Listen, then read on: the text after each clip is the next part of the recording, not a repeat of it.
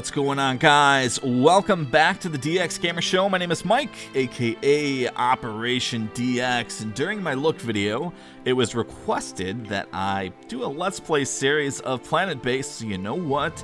Let's go ahead and do that. But let's back it up for just a second. Alright, so in the initial setup phases of this game, we had 3 different planets to choose from, but 2 of the planets were locked.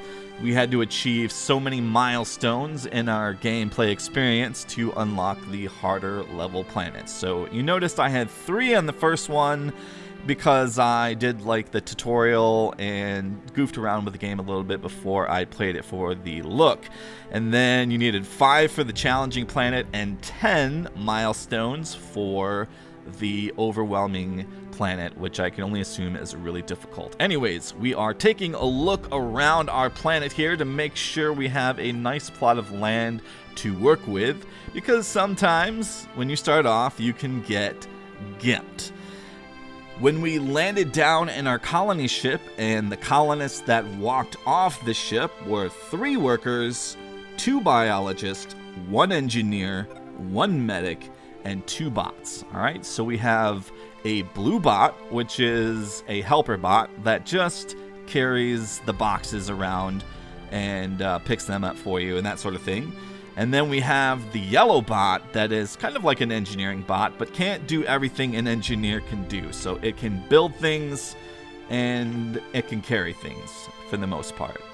Alright, so if you're coming here from my look video of PlanetBase, or my first impressions video, largely during that video I played the game in tutorial mode, and it was teaching me how to build a successful, self-sufficient colony.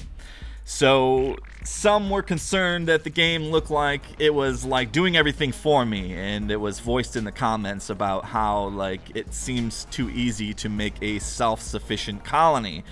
That is not exactly very accurate. You can mess up pretty badly pretty easily by placing down the wrong initial buildings, or too much of the initial buildings, that sort of thing. Or if you're trying to get ahead by placing down some advanced buildings, you can really mess up bad.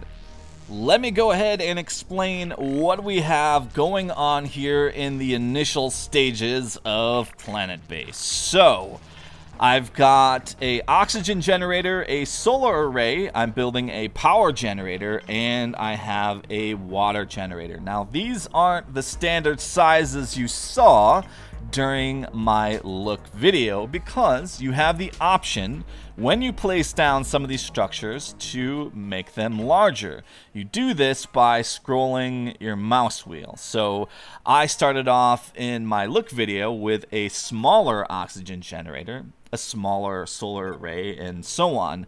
But this time around, I definitely went with the larger ones because it makes it easier later on. Power is a critical thing in this game, and if you run out of power in the middle of doing the basic building setup, you can be in serious trouble, and then you're gonna have to be sitting there constantly monitoring your power, shutting buildings down, and it can be a real hassle. So this can kind of put me in the red, which it will, but it'll kind of work out. You'll see. So we have a medium-sized oxygen generator. We have a medium-sized water generator, which extracts water from the ground. I don't know exactly how it does it. We have the large size solar array, we have the large size generator, and the large size wind turbine. Those 2 things are yet to be built there, but once they're built, we are going to be just doing fantastic with the energy. But as you can see, all these guys carrying our metal over to these locations, we are just using up most of our metal, which is, like I said, can be very dangerous and put us in the red.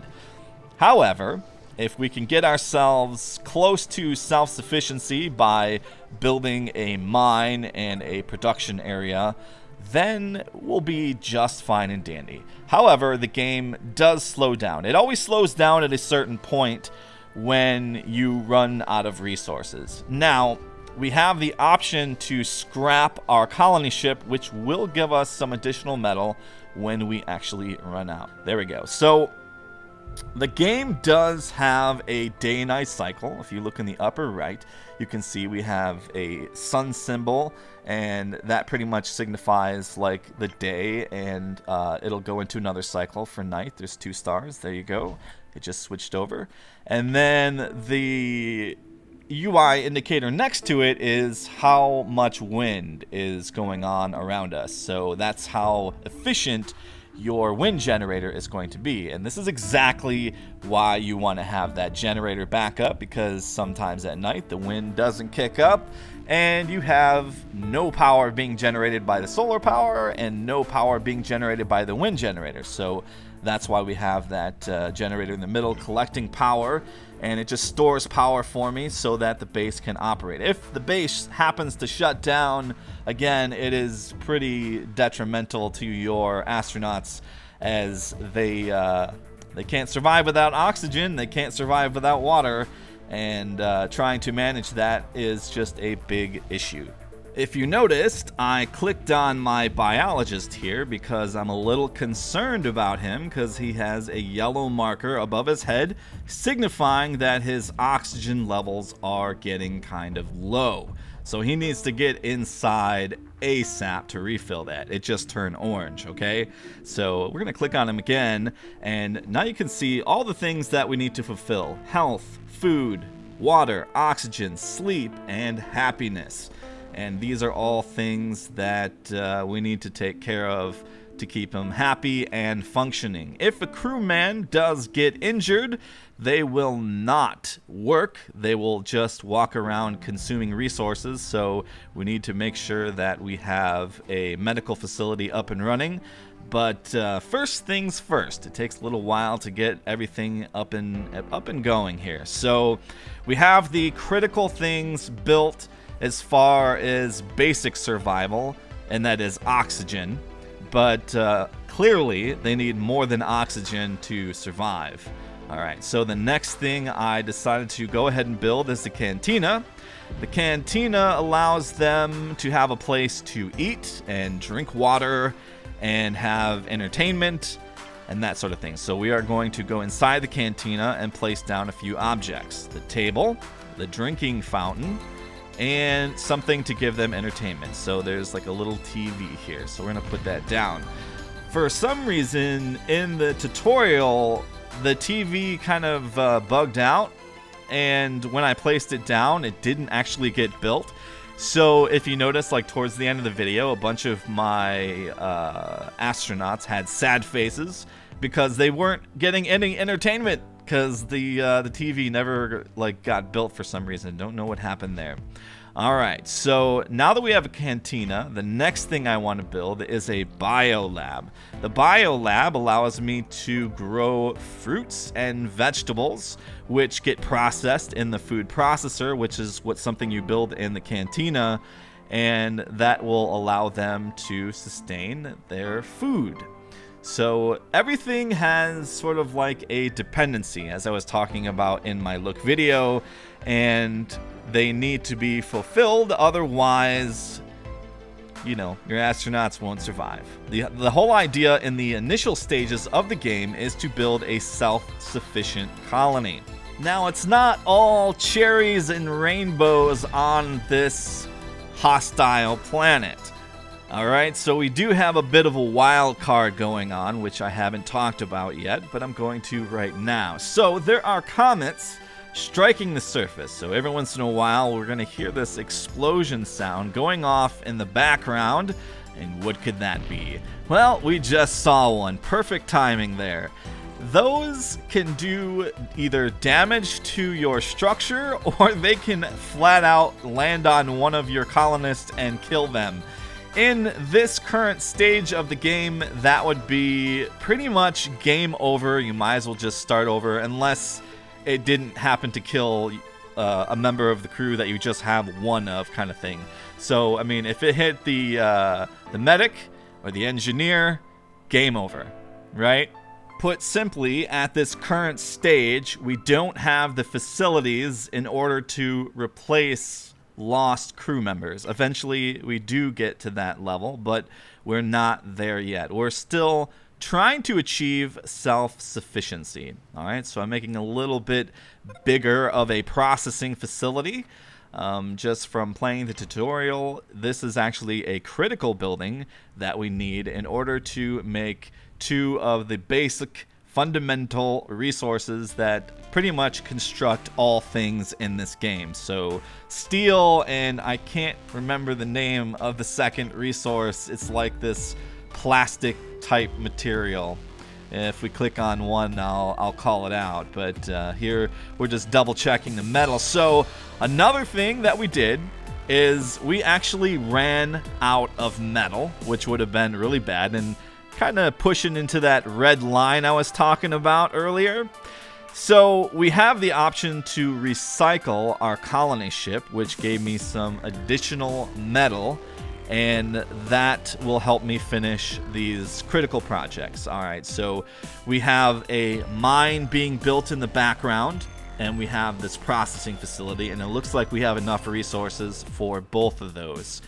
And then we just need to have enough resources to make the items for food processing. So in the biolab, in order to, get the plants, we have to have that plasta steel, whatever it's called, to build those things. So the biolab is currently being constructed right now by our little construction bot. And I'm going to go ahead and waste no time here and place down another important building, which is the dormitory, because everyone is starting to get a little Z symbol above their head, and it kind of slipped my mind to actually get this going quicker. So they need to get some sleep. So we have a dormitory. We don't need to start off with a huge dormitory because we can fit quite a few beds inside there. So got that set down, so we just need to get that built. But again, kind of worried about that red line. All right, so now we're placing down a couple of plants, and the plants need to be maintained by biologists. The plants will have a kind of like symbol above them to kind of indicate their condition. And it goes from excellent to good, and then it starts going off from there to like average and poor and very poor. So the biologists are going to have a lot of work to do now that we have those down, and as soon as they get built, they will have to get those fixed up. But unfortunately, everybody's tired right now, so if the bot actually does build the plant holders, they are going to get neglected for a little while. All right, so here we are in the processing lab that I just built, and this is where we make the 2 most important resources, like I said, and we are placing down the processing units that actually do that. So one makes the steel and one makes the it's bioplastic, right? I think it's called bioplastic. The name keeps slipping my mind though. So once those are built, all the stuff we have currently, and I get a couple beds in the dormitory, we are in pretty good shape as far as self-sufficiency. We're not 100% self-sufficient because there is one more building I need to place down, or one more module I need to place down. And it is very important because if workers start working in the mine, they can get injured. And if they do get injured, I need to have some way to heal them with the medic. Now, the medic can't just grab one of the medical kits and heal somebody that's been injured. You actually need the physical med bay or med module. So we have to get that up in order to heal crew members. If we can't do that and someone gets injured, like I said, they're just going to sit around and use up resources and not do their job, which is pretty much critical at this point because we don't have a lot of crew. Anyway, like most of my series, even though I know I've done some longer videos recently, I'm going to do 15-minute episodes for this series. So that's pretty much it for this one. Thanks for watching. I'll see you next time.